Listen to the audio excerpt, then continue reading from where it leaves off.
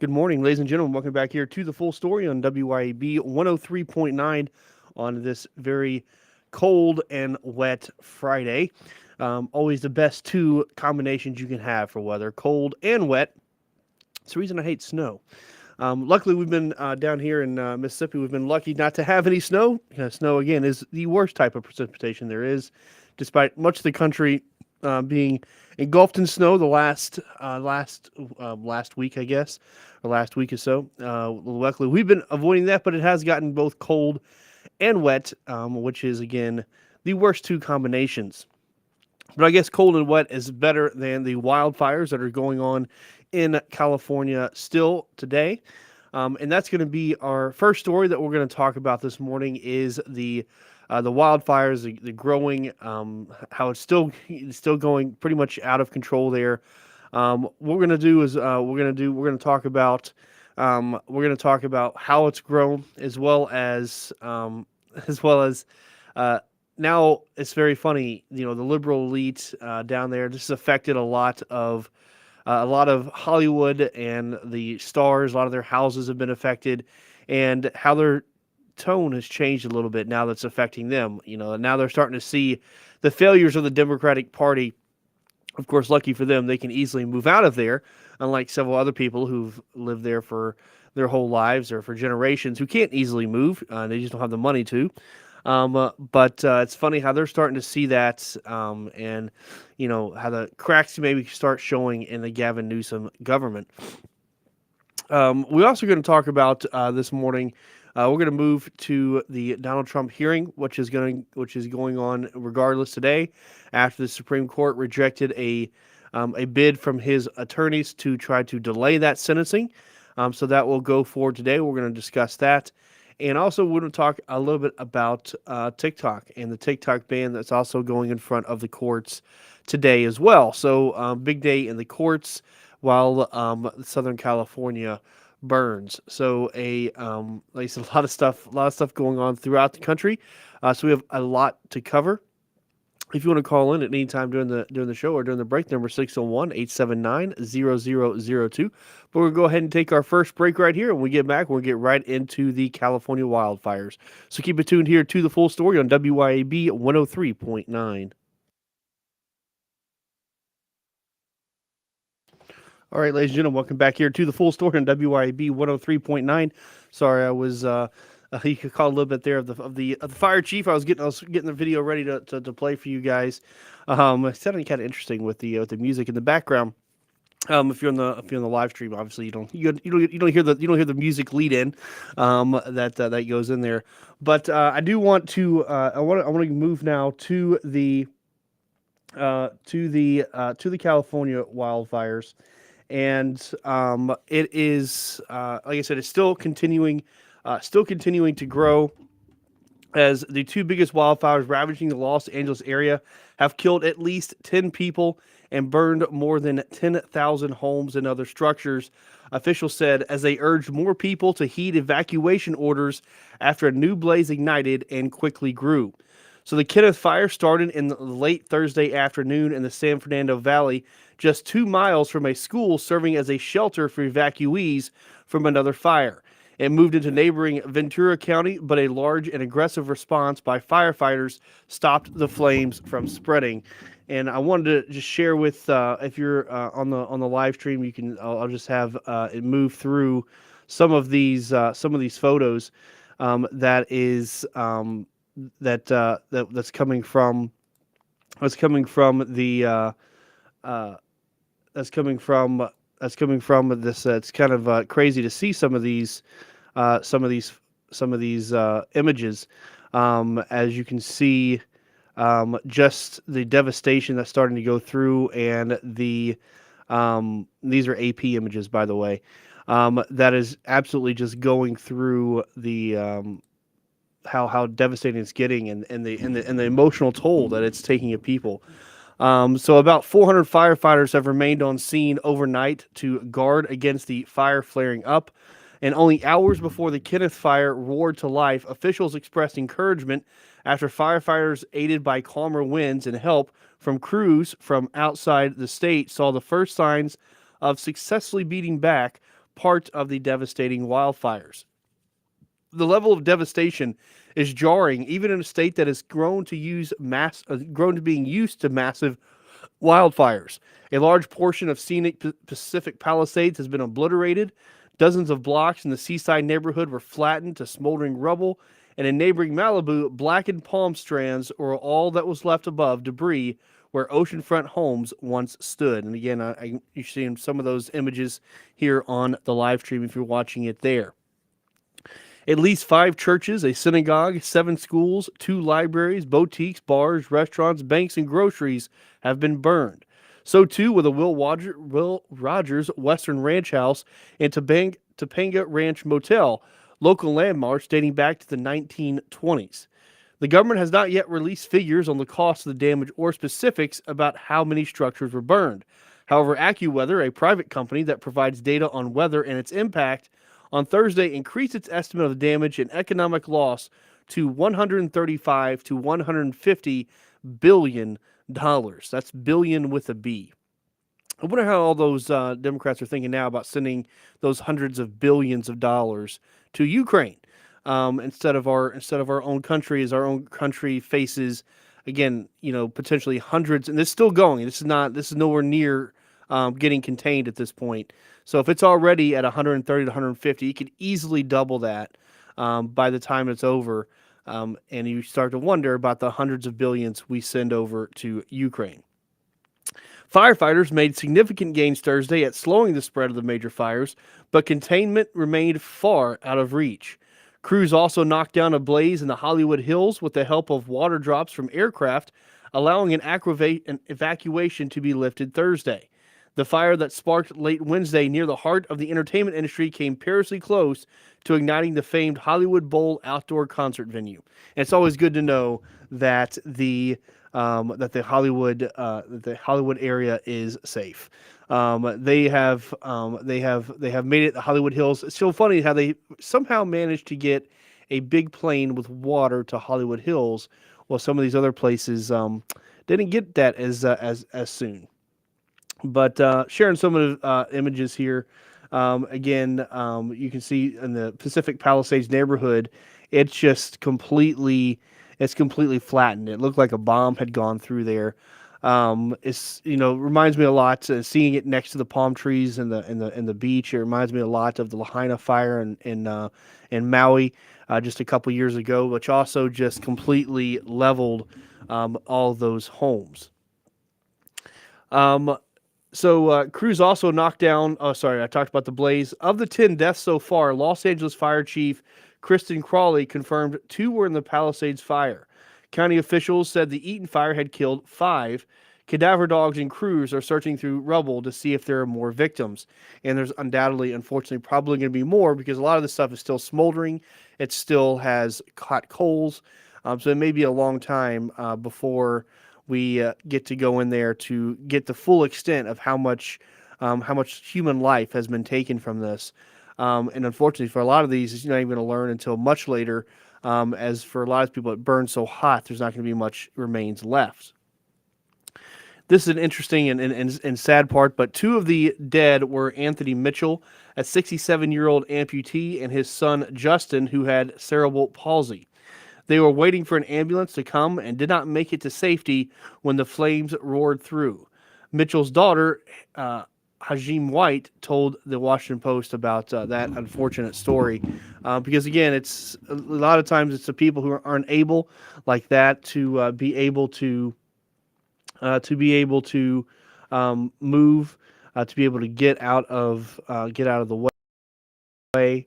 But a few more of these images, as you can see, there's this satellite image that shows the Eaton fire on Wednesday, and it looks like the city is lit up from like just lights, but it's actually fire, and it's actually really crazy to see just that amount of devastation.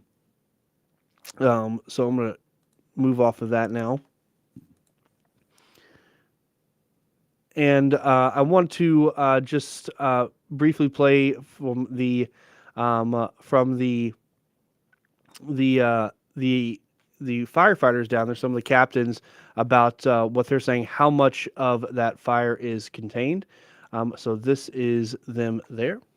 If I get this on.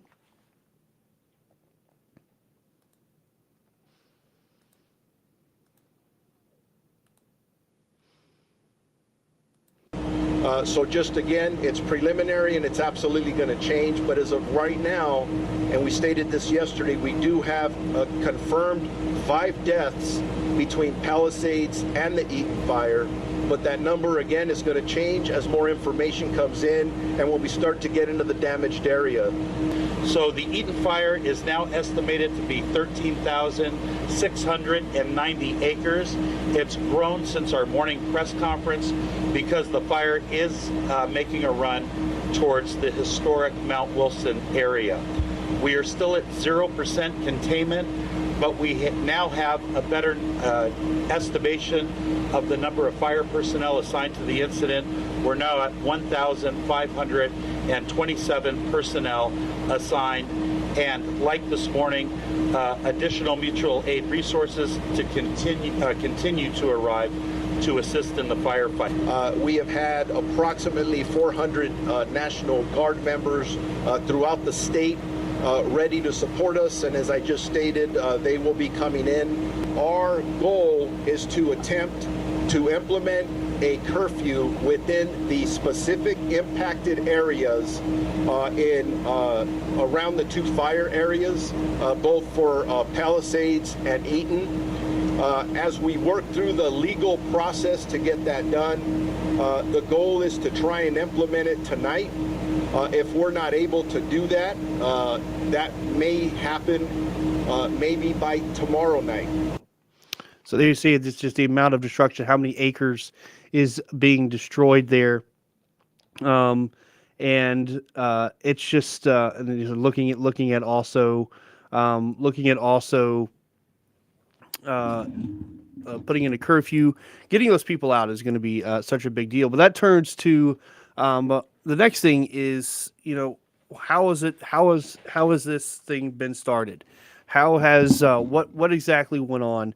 And obviously it's still early on in there, but people are starting to question exactly how that has started, as people have now started floating the arson theories, including many celebrities. So as the Los Angeles fires continue to consume parts of it, they're just wondering, well, how's it started? Now, again, step one, the major priority has got to be to containment as much as possible before you can really start investigating.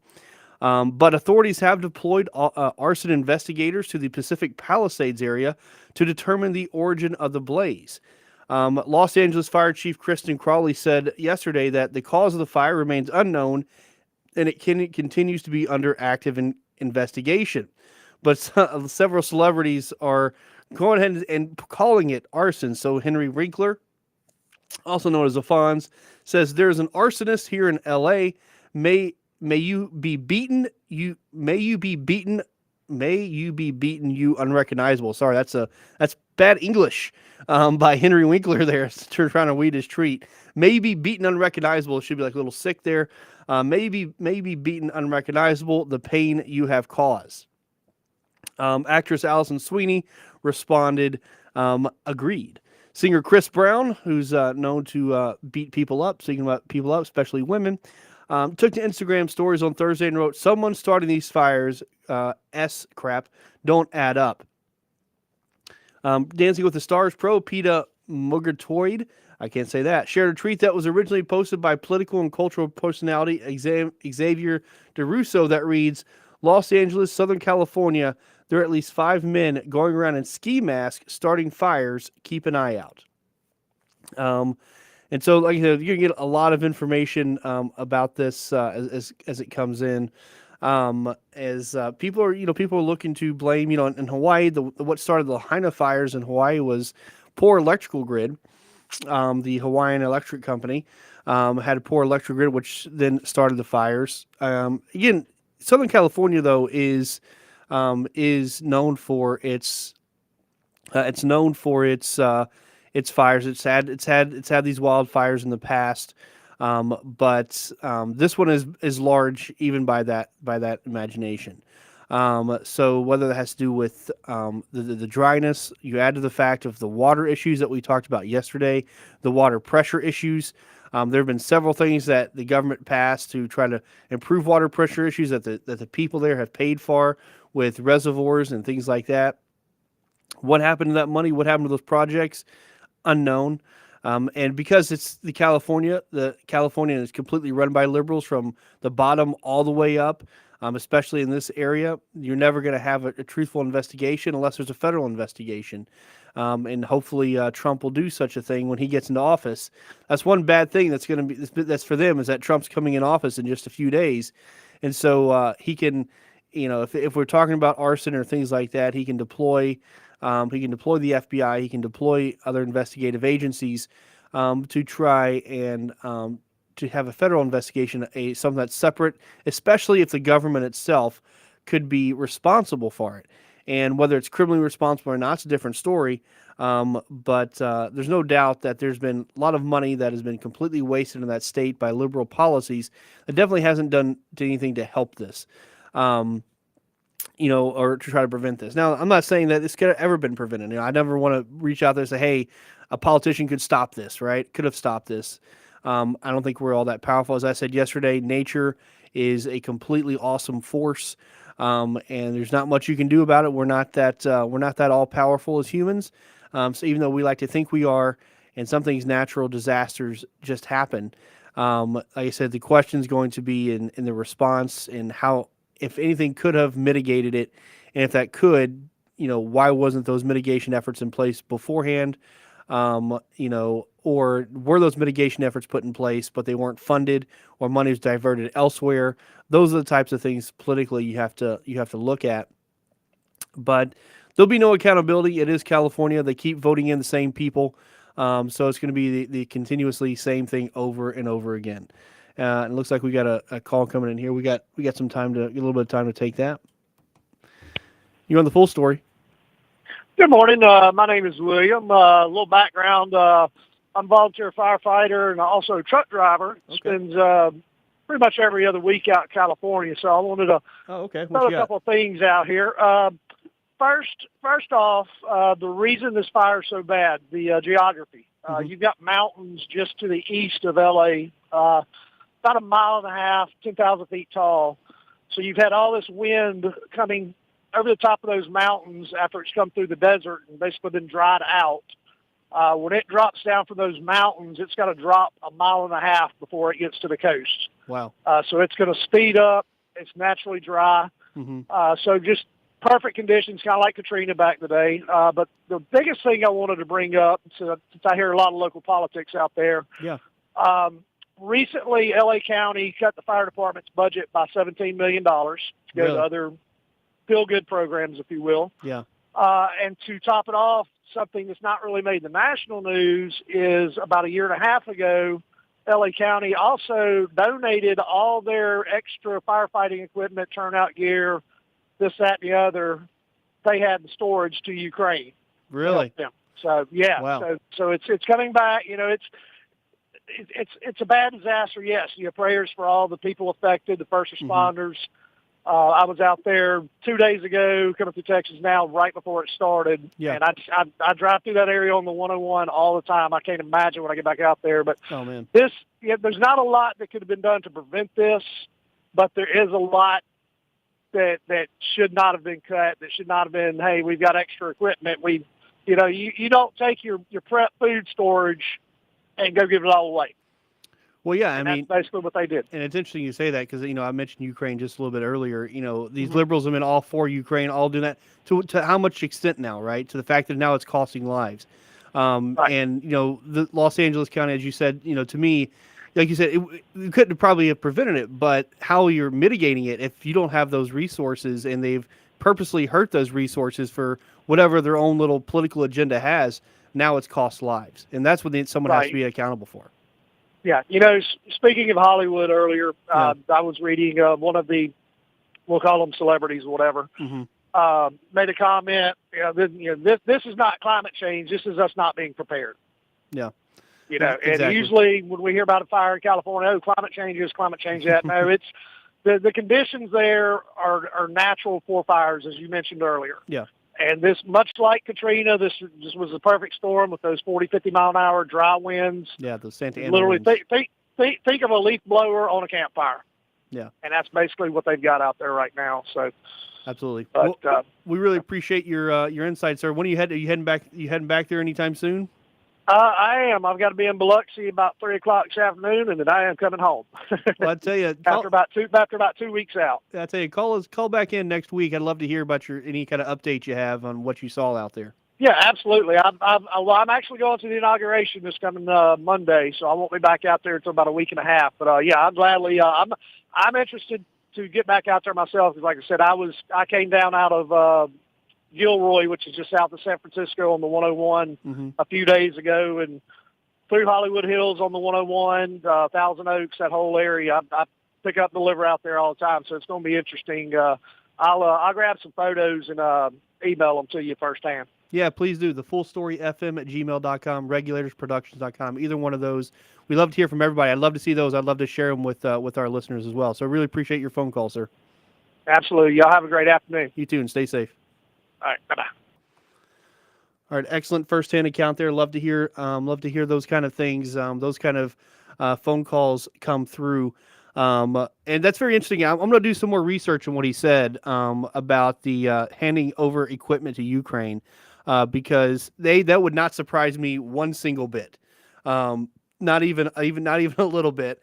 I haven't seen reports of that, so I'm glad that he had brought that up because I want to do some more research and some more investigation into that because again that would not surprise me at all. How they have just completely given over everything, not even thinking about their own people. They want to do it for their own political gain. Oh, look at us. We're being real nice to Ukraine while now their own people suffer, which is really the whole gist of what Democrats do. They'll make others suffer for political gains. All right, we're going to take a break or another break right here. When we get back, I want to talk about the Donald Trump sentencing that's happening today. We also want to get to the story about TikTok and its fight and its battle. Something that that Clay Edwards, who comes on after me, he's really big into the TikTok. He's got a lot about he's got a lot of thoughts about TikTok is big thing for him. But I want to discuss that from a legal perspective as well. So keep it tuned here to The Full Story on WYAB 103.9.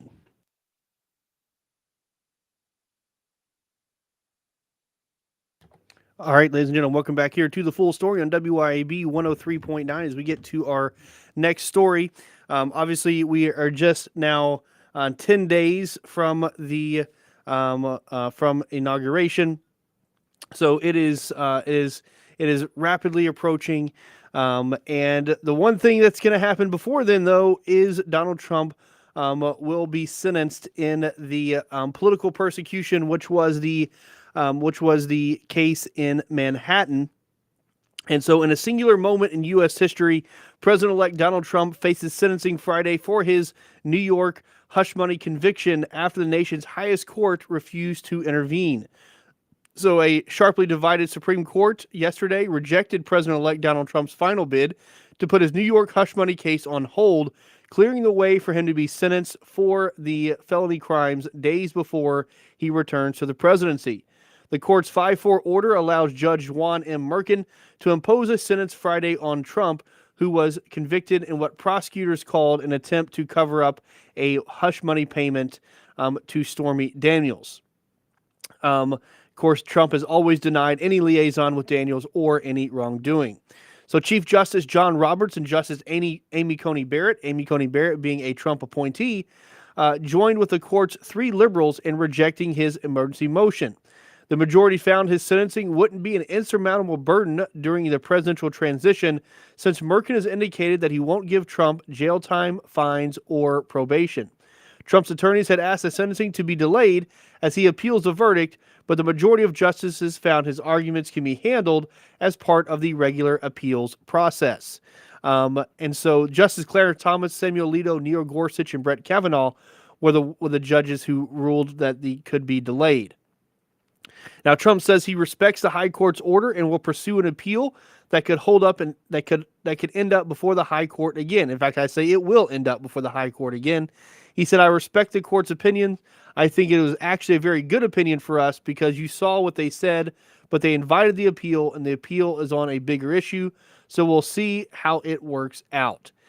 He said that at a dinner with Republican governors at his private club in Florida. And I think that's actually the good thing about this. And while I'm not too perturbed about the Supreme Court justice here, because in reality, what it allows doing, and you can see kind of Donald Trump's attitude on that as well, is that it's going to speed up here the appeals process. Because I honestly think that this is going to be overturned on appeals if it makes it to the Supreme Court. Unfortunately, there's mostly liberal justices all the way up to the New York state courts. And that's kind of the interesting thing about this, right? So it's not a federal conviction. It is a state conviction. So it has to work its way through the state courts first before the Supreme Court will look at it. So it has to go all the way through the New York Court of Appeals, which is their highest court. So it has to go through that whole process first before it can make it to the Supreme Court, which is quite a deal. So what this does is it essentially allows it to be quicker. It can be handled, hopefully, while Donald Trump is still in office. That way, there's a little more political pressure, I think, to get the right result.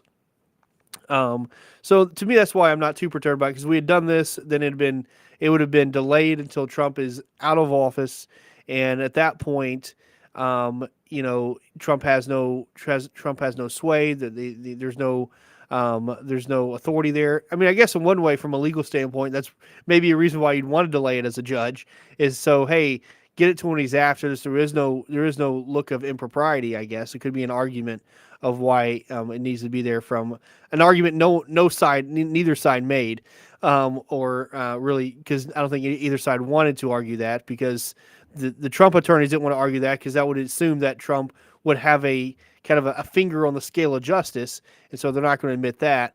And the prosecution, or the liberals, I would say, they also didn't want to say that Trump would have that kind of power either. So it was kind of an argument that I think could, if there was any legitimate argument, that to me would have been, from a legal standpoint, would have been the one. But it's that one that neither side made. But this essentially, again, allows now for that conviction to quickly, or I say quickly, quicker, more quickly, if that's proper English, get to the Supreme Court itself. And so like so much else, like so much else in the criminal case, in the current American political landscape, the scenario set to unfold in the Manhattan courtroom was really unimaginable only a few years ago. The fact that we would get to a point where we are prosecuting political rivals, and so the fact, like I said, that this is ever a thing is just something that's never happened in American history. And like I said, it's going to be interesting to see how this changes going forward. So with Trump 10 days from inauguration, Judge Juan Merkin has indicated he plans a no-penalty sentence called an unconditional discharge, and prosecutors aren't opposing it. That would mean no jail time, no probation, and no fines would be imposed.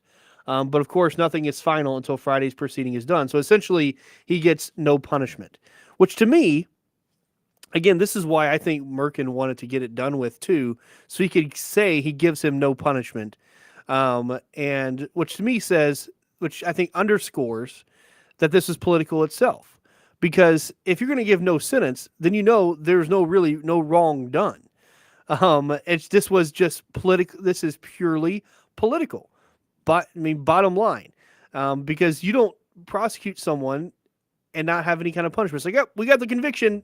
Good to go. You're free. Have fun. Thanks for your time. We got our conviction. We're good. That's all we cared about. But no punishment. You just go ahead and go about your day. That just doesn't happen, right?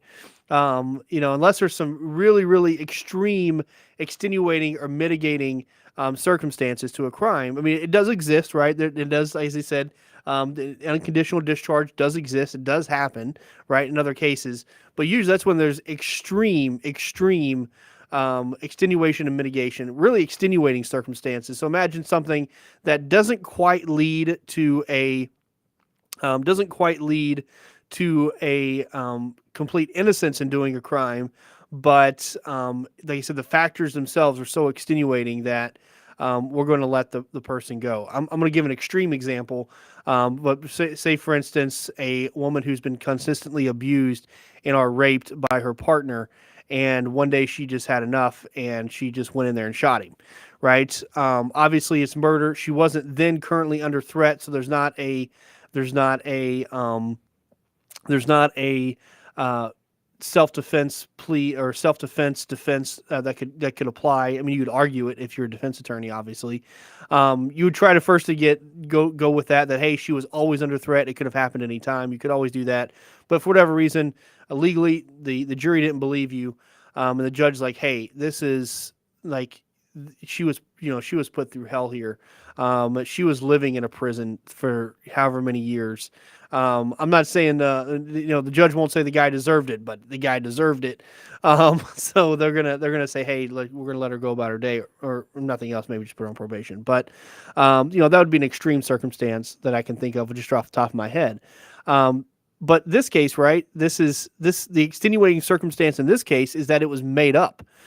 That's the extenuating circumstance, is that this was a made up crime for made up facts with, it was just stuff that wasn't even a crime. So if it's made up, I think that's a pretty extenuating circumstance if the whole thing is made up itself. Like I said, so he is expected to appear by video from his Mar-a-Lago resort in Palm Beach, Florida, and will have an opportunity to speak. I don't imagine he would. I guess he has nothing to lose, but I would highly doubt. I wouldn't give them the essentially what would make it look like it's a legitimate court by me speaking, right? I'll show up by VTC. I'm not showing in person, and I'm not gonna legitimize this court by giving a statement, right? Again, they're waiting on appeals. They got a strong appeals case. It will be overturned. So again, no reason for him to speak. Like I said, it is. It would be.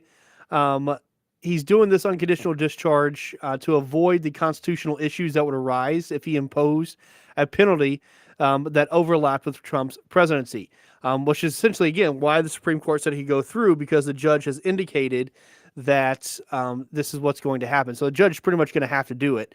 The Supreme Court is pretty much forcing him to do that, which, again, in a way, right, this is why that Supreme Court's decision wasn't a bad thing either, because what it does is it essentially forces Merkin's hand to give this unconditional discharge. Again, if this was delayed till after Trump's presidency, then that could not happen, or he gives some other kind of penalty to him. By forcing it to happen now, it forces an unconditional discharge. So that is so again, that I think in a way, again, how that Supreme Court decision can help Trump. Again, it's kind of ridiculous we got to go through this little charade, but it is what it is. But I think it's somewhat because Amy Coney Barrett, obviously she was a Trump appointee. She's had some great opinions as a Supreme Court justice. I've been very impressed with her as a Supreme Court justice. So when I saw that, that she was of the two conservatives, I'm not too surprised by John Roberts. He's been kind of wishy-washy on a lot of things. Her, not so much. So the fact that she did it makes me wonder. Like I said, if she was doing it for a strategic reason for Trump. And again, Trump's statements afterwards, he's like, "Yeah, I respect it. I think it's not a bad decision." That also tells me that this was. I think they understood that, hey, this could be a strategic win for us, regardless. So Bragg's office said in a court filing Monday that they continue with. He committed serious offenses that caused extensive harm. I'm putting up if you're not watching on the live stream, I'm putting up air quotes on those things. Again, if it's such a serious offense with extensive harm to the sanctity of the electoral process, then why are you giving unconditional discharge? It's not that bad, right? Because again, made up. But anyway, we'll see how it turns out. It could be if he tries to impose any kind of sentence, and that's obviously going to be held up. The Supreme Court is going to come down hard. So he's, like I said, he's forced to do this. He's forced to give this sentence, and then Trump's going to be president in 10 days, and we'll see what kind of investigations happen in regards to that. Because as I said before, there needs to be some serious investigation into that. But talking about courts and the Supreme Court, I got just a couple minutes left. I want to talk briefly about TikTok, because one of the most important cases of the social media age, free speech and national security collide at the Supreme Court today in arguments over the fate of TikTok, a wildly popular digital platform that roughly half the people in the United States use for entertainment and information. TikTok says it plans to shut down the social media site in the U.S. by January 19th, unless the Supreme Court strikes down or otherwise delays the effective date of a law aimed at forcing TikTok's sale by its Chinese parent company. Essentially, the rule that was set down was that they must be owned by they must sell their American business to an American company. So TikTok and China-based ByteDance, as well as content creators and users, argue the law is a dramatic violation of the Constitution's free speech guarantee. They said, quote, lawyers for the users and content creators wrote, rarely if ever has a court confronted a free speech case that matters to so much people. So this was, again, a law that was passed down by President Biden, and he signed that law back in April after it was approved by a wide bipartisan majorities in Congress, and he contends that no one can seriously dispute that China's control of TikTok through ByteDance represents a grave threat to national security, essentially afraid that they may steal Americans' information. Officials say Chinese authorities can compel ByteDance to hand over information on TikTok's U.S. patrons or use the platform to spread or suppress information. But the government concedes that it has no evidence China has ever attempted to do so, TikTok told the justices. In December, a panel of 3 appellate justices, 2 appointed by Republicans and 1 by a Democrat, unanimously upheld the law and rejected the First Amendment speech claims. So we're running out of time here. So basically, like I said, it's going to be interesting to see. I don't know. It doesn't look too good. We'll see what the arguments are. We'll have that a better coverage of that on Monday after we hear the arguments, and we'll kind of cover those arguments from both sides. But it is an interesting thing: is that where does this free speech happen? Does it happen in the speech itself, or does it happen also? Does that extend to the platform in which the speech is had? That's really, to me, the legal question here. The speech, obviously is protected, but is the platform on which the speech is hosted, is that protected? To me, that's the question. And if so, what is the standard for saying national security versus the platform, right? Because First Amendment can be curtailed. It's not all encompassing. So what's the standard for that? And in this case, does the national security concern meet that standard? All right, we're going to take our last break right here. We'll get back. We'll do This Day in History, but keep it tuned to The Full Story on WYAB 103.9. All right, ladies and gentlemen, welcome back here to The Full Story on WYAB 103.9. As we get to This Day in History, we're going to run out of time here live on the air, but we're going to have a couple minutes right after that's going to continue on the live stream to get fully into the story. So if it cuts off, we will be on that live stream where you can see it there. But for on this day on history, so on this day, January 10th, 1776, Thomas Paine publishes influential pamphlet Common Sense, which became one of the most important works advocating for American independence from Great Britain. 4 key points from Common Sense were: 1, critique of the monarchy and hereditary rule. He criticized the concept of monarchy and hereditary succession, arguing that such systems were inherently unjust and incompatible with the principles of liberty and equality. 2, a call for an independence. He directly challenged the legitimacy of British rule over the American colonies, asserting that independence was not only desirable but necessary for the future prosperity and freedom of the colonies. 3, vision for the republic laid out for a democratic republic where power would derive from the people rather than a distant monarch or aristocracy. And 4, an appeal to practicality, which is what we're getting back to here with Donald Trump, in that he argued that the remaining tie to Britain hindered America's economic growth, political freedom, and ability to form alliances. So that return to practicality, as I'm hoping, is something we're going to see in 10 days. Of course, common sense had a great impact on writing the Declaration of Independence, which came just a little bit later. All right, that's all I have for you guys today. We'll see you back here on Monday. My name is Matthew Bishop, and you've heard the full story.